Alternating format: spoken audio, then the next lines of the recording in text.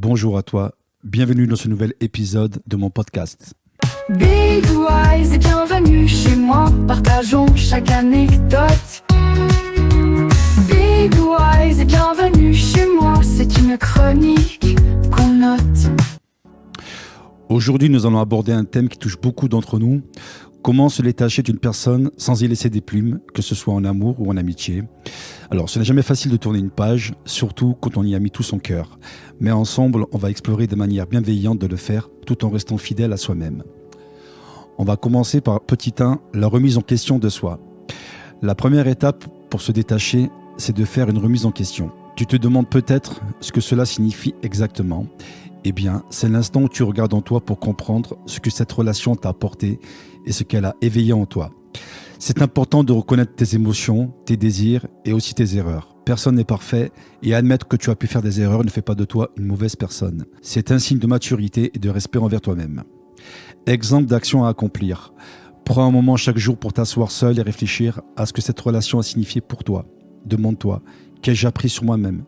Quels aspects de ma personnalité ont été mis en évidence par cette relation ? Écris dans un journal les moments marquants de cette relation en mettant l'accent sur ce que tu as appris de toi-même. Quelles réactions ou comportements as-tu adoptés et comment cela a-t-il influencé la relation ? Parle avec un ami de confiance ou un thérapeute pour avoir une perspective extérieure sur la relation. Ils peuvent t'aider à voir des choses que tu ne remarques pas seul.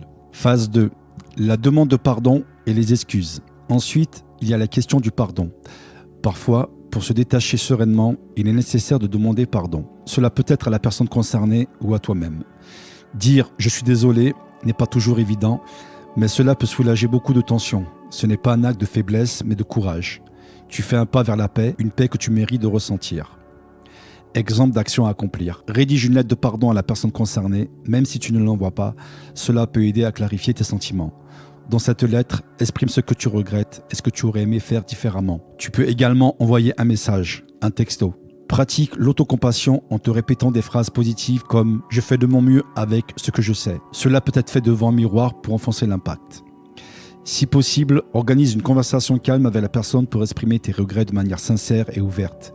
Prépare cette conversation en réfléchissant à ce que tu veux dire et en pratiquant pour être aussi clair et honnête que possible. Phase 3. L'acceptation que l'autre ne nous pardonne jamais. Cependant, il faut être aussi prêt à accepter que l'autre ne nous pardonne jamais. Et c'est ici que cela peut devenir difficile. Mais souviens-toi, le pardon n'est pas une garantie. Ce que tu peux contrôler, c'est ton intention et ton effort pour faire amende honorable. Si l'autre refuse de pardonner, cela ne doit pas te détruire. Tu as fait ce que tu pouvais et c'est déjà beaucoup. Exemple d'action à accomplir. Pratique la méditation de pleine conscience pour apprendre à accepter les choses que tu ne peux pas changer. Chaque jour, prends 10 minutes pour respirer profondément et te concentrer sur le moment présent. Écris une liste des efforts que tu as fait pour réparer la relation. Cela te rappellera que tu as fait ta part. Reviens-y régulièrement pour renforcer ton sentiment de complétion.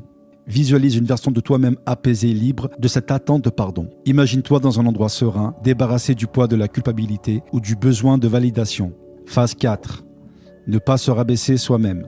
Dans tout ce processus, il est crucial de ne pas te rabaisser. Oui, tu as peut-être fait des erreurs, mais cela ne te définit pas entièrement. Se rabaisser, c'est te punir et cela ne t'aidera pas à avancer. Au contraire, donne-toi la même compassion que tu offrirais à un ami proche. Tu mérites d'être aimé, surtout par toi-même. Exemple d'action à accomplir.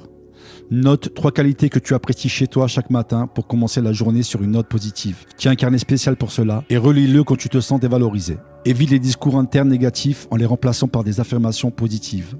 Par exemple, au lieu de penser « je suis nul », dis-toi « j'apprends et je progresse chaque jour ». Entoure-toi de personnes qui te soutiennent et te rappellent tes forces. Passe du temps avec des amis qui t'encouragent et qui t'aiment pour qui tu es. Phase 5. Prendre soin de soi, s'écouter, s'aimer, suivre son instinct. Il est primordial de prendre soin de soi, de s'écouter, de s'aimer et de suivre son instinct. Parfois, dans une relation, on oublie de se mettre au centre de sa propre vie. On accepte des choses qui ne sont pas en accord avec nos valeurs ou nos besoins. Se détacher, c'est aussi se recentrer sur soi-même. Apprendre à écouter cette petite voix intérieure qui sait ce qui est bon pour nous. Exemple d'action à accomplir. Prends du temps chaque jour pour une activité qui te fait du bien, que ce soit lire, marcher ou pratiquer un hobby. Planifie ces moments comme des rendez-vous inébranlables avec toi-même. Fais une liste de ce que tu n'es plus prêt à accepter dans tes relations et réfère-toi à cette liste régulièrement. Mets cette liste dans un endroit visible pour te rappeler tes limites. Pratique la gratitude envers toi-même en énumérant chaque soir 3 choses que tu as faites dans la journée pour ton propre bien-être. Note aussi comment tu t'es senti après avoir pris soin de toi. Apprends à dire non sans culpabilité quand quelque chose ne correspond pas à tes besoins ou tes valeurs. Entraîne-toi à t'exprimer fermement mais avec bienveillance. 6. Le détachement. Continuer son chemin de vie sans l'autre. Alors, comprendre le détachement. Se détacher ne signifie pas oublier ou nier l'importance de la relation, c'est plutôt accepter que certaines relations ont un cycle de vie et qu'il est parfois nécessaire de les laisser partir pour notre bien-être. Le lâcher-prise, c'est la capacité à laisser aller ce que tu ne peux pas contrôler. Ce n'est pas un abandon, mais une réorientation de ton énergie vers ce qui est constructif pour toi. Action à mener.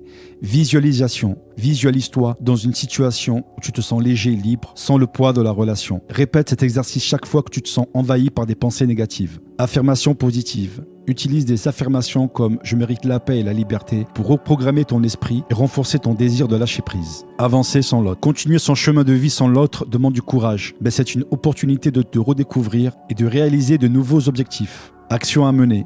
Définis 3 objectifs personnels ou professionnels que tu aimerais atteindre. Cela te donnera un nouveau but et t'aidera à te concentrer sur ton avenir. Activité de développement personnel. Inscris-toi à un cours ou une activité que tu as toujours voulu essayer, mais que tu as peut-être mis de côté à cause de cette relation. Conclusion. Se détacher d'une personne, que ce soit en amour ou en amitié, n'est pas une tâche facile. Cela demande du temps, de la patience et de la bienveillance envers toi-même. En appliquant ces actions au quotidien, tu pourras avancer sans l'autre et retrouver une sérénité. Merci de m'avoir écouté et n'oublie pas que tu es la personne la plus importante de ta vie. À très bientôt pour